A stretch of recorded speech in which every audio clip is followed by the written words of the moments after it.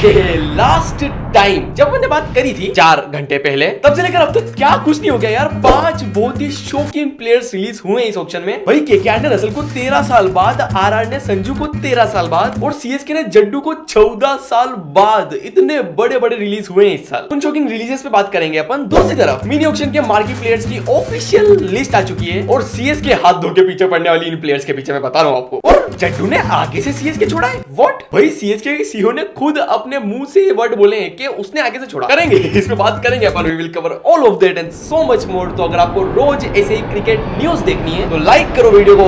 500 like और बढ़ा दे क्या? क्योंकि मैं हवा में नहीं बोल रहा हूँ, ठीक है। इस बार सही में 6 घंटे में आपने 3000 लाइक करा दिए, तो थैंक यू। और देखो लालच बहुत अच्छी चीज है। इस बार 3500 लाइक का टारगेट रखते हैं। ये आपकी जिम्मेदारी, मेरी जिम्मेदारी न्यूज देना। वो शुरू करते हैं, लेट्स गो। ओके, तो इस साल जो शॉकिंग प्लेयर्स रिलीज हुए हैं उनके खुद के ओनर्स ने आके खुद रीजन दिया है कि आखिर क्यों हमने इनको रिलीज किया। तो रीजन के साथ मैं उन प्लेयर्स के नाम बताता हूँ। Okay, first Venkatesh Iyer. इनके पीछे बहुत फनी स्टोरी है। पिछले साल आईपीएल में जब इतना खराब परफॉर्म कर रही थी केकेआर, तो उस टाइम पर इनके जो ओनर है केकेआर के, उनसे किसी जर्नलिस्ट ने पूछा था कि मतलब यार वेंकी को इतने पैसे दे दिए, वो खराब भी खेल रहा है, तो अगले साल छोड़ दोगे क्या उसको? तब उन्होंने एकदम जोश में आके बोला था कि क्या बात कर रहे हो यार, केकेआर अगर किसी को खरीदता है तो 1 साल के लिए नहीं, फ्यूचर के लिए खरीदता है। वेंकी हमारा फ्यूचर है, हमने इस पे इन्वेस्ट किया है, हम इसको बिल्कुल भी नहीं छोड़ेंगे। अब रिलीज करने के बाद में बोल रहे कि नहीं मतलब ठीक है रिलीज कर सकते हैं, मतलब थोड़ा ज्यादा महंगा हो गया था यार। बाकी मजाक से हटके केकेआर के सीईओ ने खुद ने बोला है कि हाँ भाई रिलीज किया है हमने, लेकिन हम इनको वापस से खरीदेंगे सस्ते में, थोड़ा ज्यादा महंगे हो गए थे। सेकंड पथिराना। भाई लॉयल्टी करते करते जो सीएसके ने पथिराना और जड्डू को सुन्नी में निपटाया है, बेचारे सीएसके के फैन डिफेंड करते करते थक गए। ये क्या हो गया आदि? इनके ऊपर भी सीएसके के ओनर का ऑफिशियल स्टेटमेंट आया है कि ये अभी भी सीएसके का पार्ट है और हम इनको खरीदेंगे वापस ऑक्शन में, हम इनको खरीदेंगे थोड़ा सा पैसा कम करके। और थर्ड और इस साल के सबसे ज्यादा shocking release player Andre Russell. भाई यहाँ पे तो सही में केकेआर को क्या हो गया था यार, ऐसे कैसे रिलीज कर सकते हैं इनको ये? बाकी दोनों प्लेयर्स को तो चलो अपनी अपनी टीम में खरीद भी ले वापस, लेकिन इनका तो मैं पक्का बता रहा हूँ केकेआर नहीं खरीद पाएगी इनको वापस, या फिर शायद खरीद भी ले, क्योंकि भाई 60 करोड़ से ज्यादा पैसे लेके बैठे यार ये लोग। लेकिन स्टिल रसल बहुत ज्यादा हाइप में रहेंगे और मैं बता रहा हूँ कम से कम 15 करोड़ के तो बिकेंगे। ओके, अब टाइटल में मैंने 5 शॉकिंग रिलीज प्लेयर्स के नाम लिखे थे, तो चौथे और पांचवें होंगे जड्डू और संजू। अब इनके ऊपर और क्या बोले यार, 4-5 दिन से इन्हीं के बारे में बातें करते हुए आ रहे हैं और अभी वापस वीडियो में जड्डू की बात तो अपन करने ही वाले, तो फटाफट आगे बढ़ते हैं। ओके, न्यूज नंबर 2, आईपीएल 2026 के ऑक्शन की मार्की प्लेयर्स लिस्ट। तो कैमरन ग्रीन ऑलरेडी बहुत हॉट प्लेयर थे, अपन सबको पता ही है। अब जब ये रिलीज प्लेयर्स की लिस्ट आ चुकी है, इसके बाद में काफी बड़े बड़े नाम इस लिस्ट का हिस्सा हो चुके हैं। तो मार्की प्लेयर्स में दूसरे नंबर के खिलाड़ी है मैक्सवेल। ये ट्रेड होने वाले थे बाय द वे, लेकिन अब ट्रेड नहीं हुए, रिलीज हो गए हैं, तो आरसीबी और सीएसके पक्का इनके पीछे दौड़ने वाली है। थर्ड रवि बिश्नोई।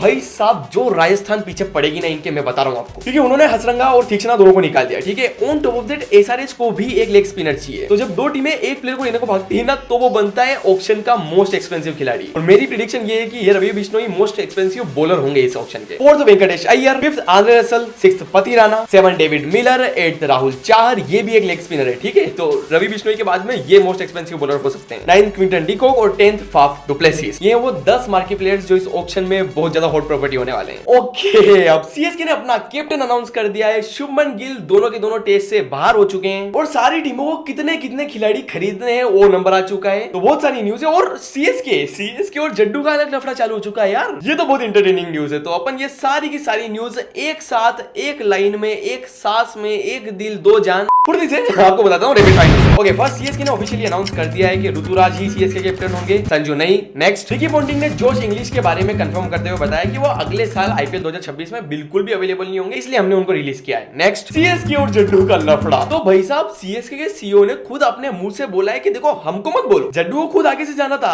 हमको मत फंसाओ यहाँ पे। उन्होंने बोला कि ये देखो म्यूचुअल डिसीजन था और जड्डू ने आगे से बोला था हमको कि अगर कोई अपॉर्चुनिटी है मैं कैप्टन बन सकता हूँ उस टीम का, तो हाँ ठीक है मैं चला जाऊंगा। ऊपर से सीएसके ने एक और लाइन जोड़ी उसमें कि देखो यार वो अपने करियर के एंड में थे, व्हाइट बॉल करियर के एंड में, तो हम थोड़ा फ्यूचर में देखना चाह रहे थे। ओपिनियन दो भाई लोग, अपना ओपिनियन दो, इस स्टेटमेंट पे क्या कहना है आपका। नेक्स्ट शुभमन गिल अभी हॉस्पिटल में भर्ती हैं, उनकी गर्दन में चोट लग गई थी कल और उस वजह से अब शुभमन गिल दोनों के दोनों टेस्ट मैच से बाहर हो सकते हैं। नेक्स्ट और फाइनली आईपीएल ऑक्शन के टाइम पर अब सारी टीमों को कितने कितने प्लेयर्स खरीदने होंगे ये आपके सामने स्क्रीन पे आ रहा है। भाई मैं केकेआर देख रहा हूँ यार, 13 प्लेयर्स, इनको तो पूरी की पूरी टीम ही खरीदने यार।